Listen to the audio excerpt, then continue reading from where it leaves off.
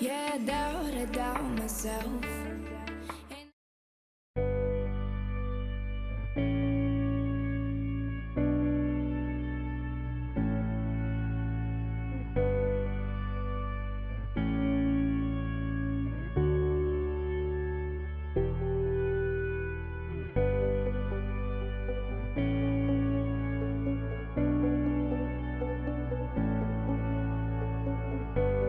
Salut à tous, bienvenue sur ma chaîne ELTK13.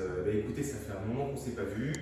Bon, entre nous, j'ai été un petit peu malade, il y a pas mal de vent dehors. J'ai pas trop eu le temps de faire des vidéos en ce moment. Et puis écoutez, aujourd'hui j'en profite et je vais vous présenter mon nouveau jouet. C'est vrai aussi, c'est une des raisons pour laquelle vous ne m'avez pas trop vu sur les réseaux en ce moment. Donc comme vous pouvez le voir, hein, on n'est pas dans les gyros, on n'est pas dans les trottinettes, on n'est pas dans les surons, on est tout simplement dans du VTT à assistance électrique. Je vais vous présenter le mien, je vous présenterai celui de ma femme plus tard.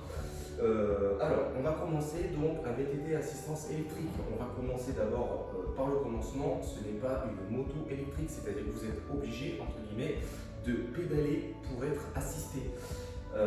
Voilà, déjà ça c'est la première chose à mettre en place.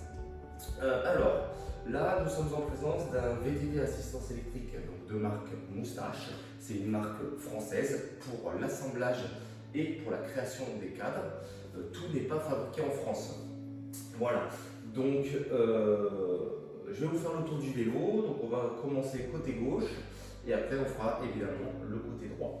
Donc tout d'abord, c'est un VTT donc, au niveau du programme qui est engagé. Donc c'est un VTT typé vraiment enduro engagé bike park qui est monté donc avec des roues donc, de 29 pouces, double paroi. Nous avons donc une fourche RockShox 35 mm au niveau des diamètres des plongeurs avec 170 de débattement à l'avant. Ensuite, nous avons à l'intérieur, donc on parlera batterie et moteur après. Donc fourche en 170 mm de débattement, des freins Shimano entrée de gamme qu'il faudra par la suite changer, ça je vous en parlerai. Ensuite nous avons un amortisseur arrière donc, de la marque Moustache, c'est eux-mêmes qui fabriquent leur amortisseur qui fonctionne très bien, donc en 160 mm. Nous avons donc des manivelles en 165 mm. Nous avons une tige de selle télescopique, donc directement au guidon, hop, comme vous pouvez le voir. Très pratique. Ensuite, niveau batterie moteur, donc batterie, on a une batterie intégrée directement au cadre en 625 Wh, couplé à un moteur, le dernier de sa génération, c'est un BDU 4XX, c'est un moteur CX Performance 4ème génération, qui développe 85 Nm,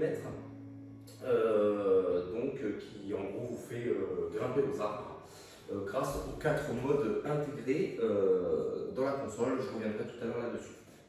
Voilà. Nous avons ensuite donc un cintre ou un guidon en 780 mm qui permet quand même d'avoir une bonne réactivité.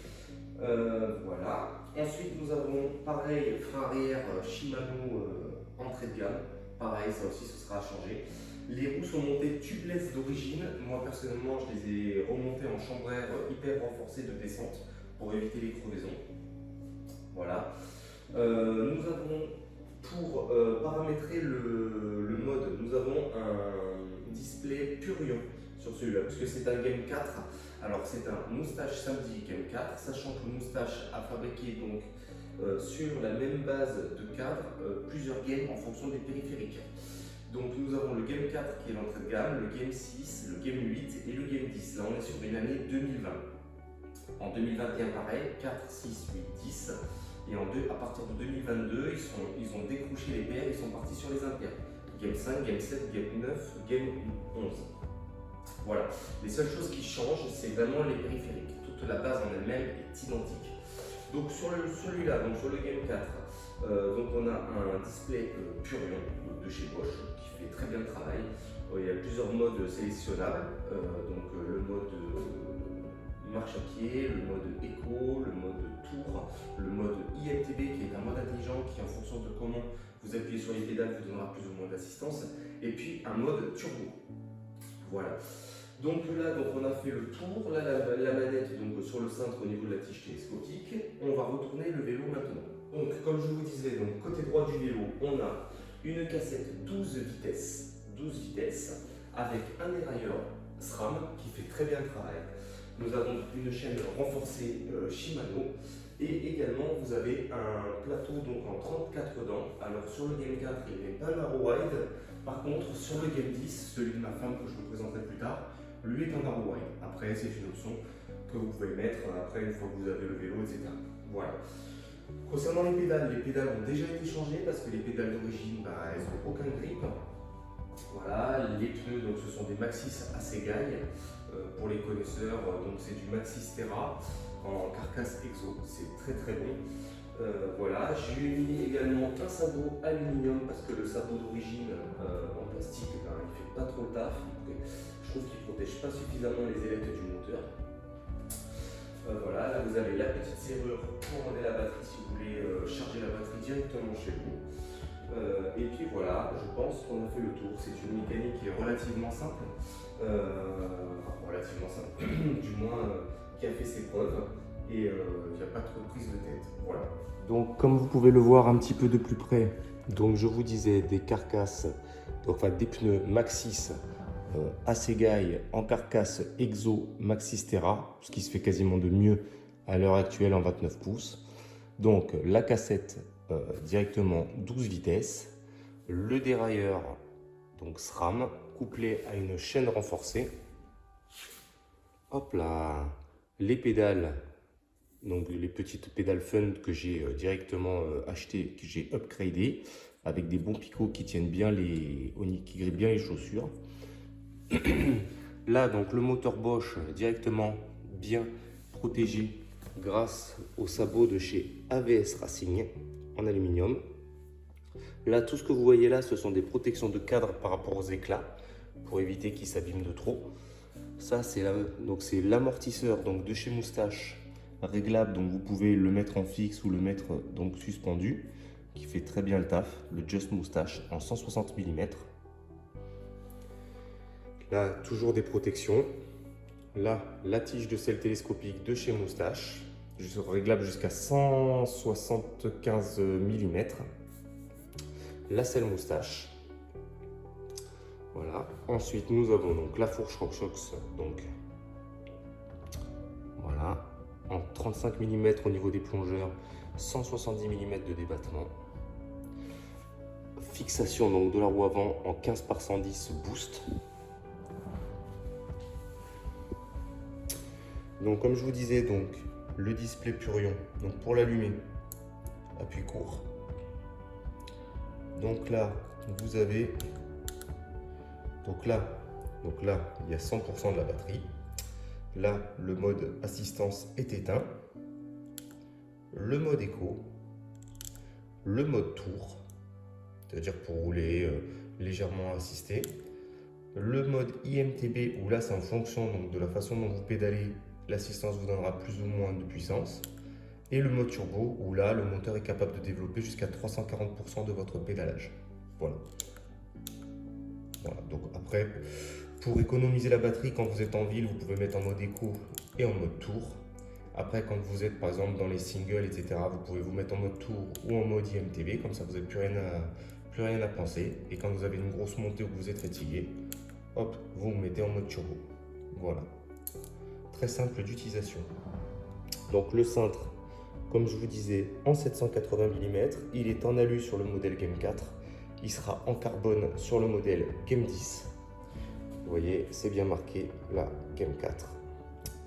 Voilà, les poignées, je les ai changées parce qu'elles étaient fatiguées. Hop. Donc les Shimano, ce sont des entrées de gamme. Bon, ils font le taf, mais bon, ça freine pas terrible. Donc moi, je les ai commandés. J'ai commandé les nouveaux. Ça, je vous ferai de manière une vidéo du vélo upgradé une fois qu'il sera fini. Et voilà, donc au niveau de la fourche, c'est pareil, la fourche elle virera aussi. Là on est sur une 35 donc de chez RockShox, elle passera en Fox 38 Kashima d'ici peu. Comme ça, ça sera vraiment typé haut de gamme. Et puis au niveau des réglages, ce sera bien meilleur puisque là, comme vous pouvez le remarquer, on n'a qu'un réglage en compression. Vous pouvez bloquer évidemment la suspension et puis la cartouche à air de l'autre côté pour la pré-contrainte. Voilà. Et il y a aussi également un petit réglage donc en dessous de rebond. Donc c'est vraiment basique comme réglage. Bon et ben voilà, écoutez, j'espère que cette petite vidéo donc, de présentation de mon moustache vous aura plu. C'est vrai qu'on est en intérieur, désolé pour la résonance, le problème c'est qu'il y a du vent à l'extérieur, ça fait des jours, ça n'arrête pas. C'est vraiment galère pour tourner la vidéo. Je pense que je vous ferai une petite vidéo aussi pendant que je roule en fait avec, etc. dans les collines. Bon bah voilà, si vous avez des questions, n'hésitez vraiment pas à les mettre en commentaire. Ah oui, on a oublié de parler tarifs.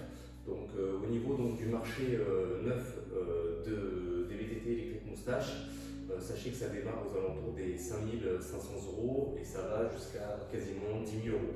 Donc n'hésitez pas, comme moi j'ai fait, moi je pense que c'est une bonne décision d'acheter directement sur un modèle d'occasion. Ça on en reparlera également, comment vérifier que le vélo a le bon nombre de kilomètres affichés, combien il a eu de propriétaires, etc. Voilà, moi c'est un vélo que j'ai acheté d'occasion, il avait 1500 km, j'ai acheté quand même nettement moins cher que les prix affichés par Moustache, tout simplement en neuf. Ça me permet vraiment de garder le vélo. On va dire que pour tous les upgrades que je vais faire, ça va me revenir le prix du vélo entrée de gamme. Voilà. Donc si vous avez des questions, n'hésitez pas à liker, à partager au maximum sur les réseaux. Je vous dis à très bientôt, je vous remercie. Allez, ciao.